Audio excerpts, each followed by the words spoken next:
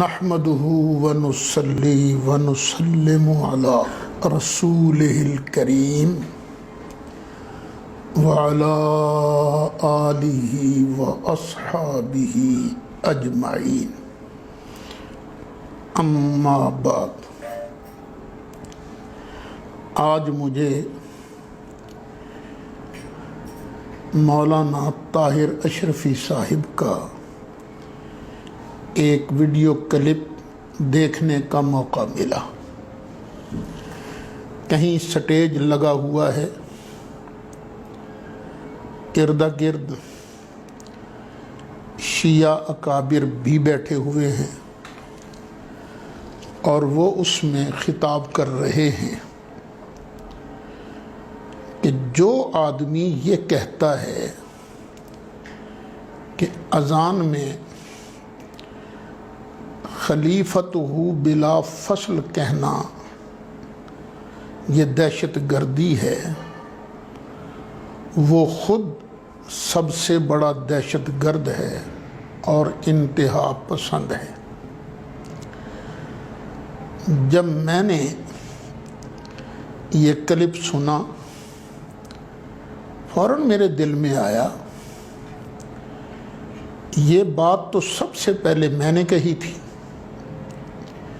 کہ شیعہ حضرات روزانہ 3 مرتبہ اذان دیتے ہیں اور اذان میں کہتے ہیں اشہد ان امیر المؤمنین و امام المسلمین و قاتل المشرکین علی ولی اللہ وصی رسول اللہ و خلیفتہ بلا فصل۔ تو میں نے کہا تھا کہ یہ عربی زبان میں صحابہ کرام پر تبرہ کرتے ہیں، صحابہ کرام کو گالیاں دیتے ہیں۔ کیوں؟ حضرت مولا مرتضیٰ کے خلیفہ بلا فصل ہونے کا مطلب یہ ہے کہ نبی کریم علیہ السلام کے بعد بلا فاصلہ بغیر کسی توقف کے سیدنا علی مرتضیٰ کرم اللہ تعالی وجہہ الکریم یہ نبی کریم علیہ السلام کے خلیفہ بنے، جبکہ حقیقت ایسے نہیں ہے، کیونکہ نبی کریم علیہ السلام کے بعد حضرت سیدنا ابو بکر صدیق رضی اللہ عنہ امیر المؤمنین بنے۔ 2.25 سال تک انہوں نے حکومت فرمائی اور خود مولا مرتضیٰ نے ان کے ہاتھ پر بیعت کی، ان کے پیچھے نمازیں پڑھتے رہے۔ پھر تقریباً 10 سال تک حضرت امیر المومنین سیدنا فاروق اعظم رضی اللہ عنہ آپ نے حکومت فرمائی، آپ خلافت کے منصب پر فائز رہے اور سیدنا علی مرتضیٰ کرم اللہ تعالی وجہ الکریم نے ان کے ہاتھ پر بیعت بھی کی اور ان کے پیچھے نمازیں بھی پڑھتے رہے۔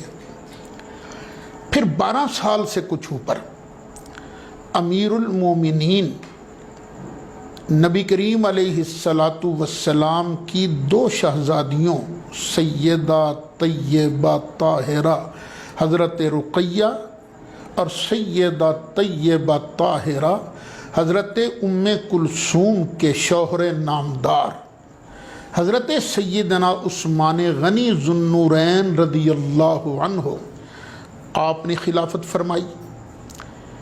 پھر آپ کی شہادت کے بعد شورا نے سیدنا علی مرتضیٰ کرم اللہ تعالی وجہ الکریم کے ہاتھ پر بیعت کی۔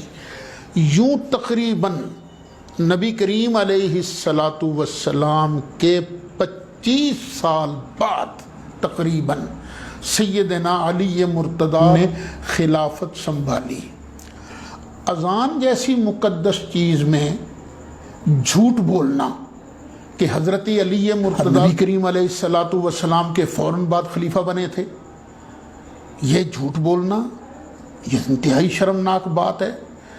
اور پھر شیعہ کابرین نے یہ لکھا ہے، ہم یہ خلیفتہ بلا فصل کہہ کر کوئی ابو بکر، عمر اور عثمان کی حکومت نہیں چھیننا چاہتے، ہم تو اپنے عقیدے کا اظہار کر رہے ہیں، ان پر تبرہ کر رہے ہیں۔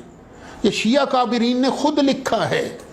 تو اشرفی صاحب ذرا ہوش فرمائیے، یہ واقعی ابو بکر صدیق کو، عمر فاروق کو، عثمان غنی کو گالی ہے، تبرہ ہے کہ وہ ظالم تھے، وہ غاصب تھے، حق علی مرتضیٰ کا تھا اور انہوں نے چھین لیا۔ آپ گالیاں دیں گے جب عربی زبان میں، تو جن کو سمجھ آتی ہے کیا ان کو غصہ نہیں آئے گا؟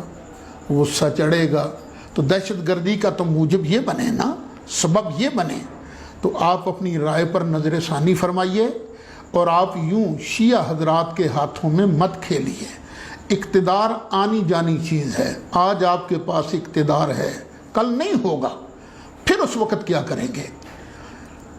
کیا یہ تقریر کر کے آپ قیامت کے دن ابو بکر صدیق کے سامنے پیش ہو سکیں گے؟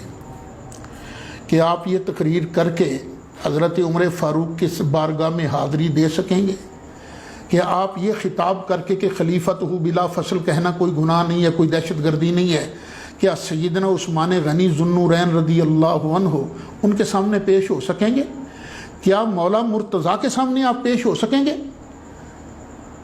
آپ کس منہ سے کہیں گے کہ مولا میں نے صحیح کہا تھا؟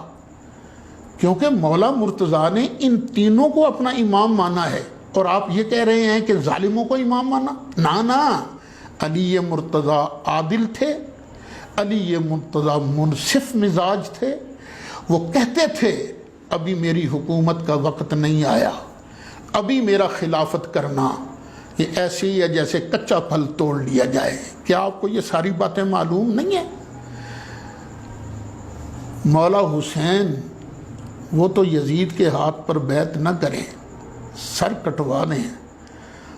تو اگر یہ اصحاب ثلاثہ ظالم ہوتے، غاصب ہوتے، تو مولا مرتضیٰ کس طرح ان کے ہاتھ پر بیعت کرتے؟ مولا مرتضیٰ کا ان کے خلاف جنگ نہ کرنا، ان کے ہاتھ پر بیعت کرنا، اس بات کی دلیل ہے کہ ابو بکر بھی حق پر تھے، عمر بھی حق پر تھے، عثمان بھی حق پر تھے۔ اب میں زیادہ نہیں کہنا چاہتا، میں پھر آپ سے گزارش کروں گا کہ غلطی بندے سے ہو جاتی ہے، آپ سے غلطی ہوئی ہے، آپ اس سے رجوع فرمائیے، آپ اس سے توبہ فرمائیے۔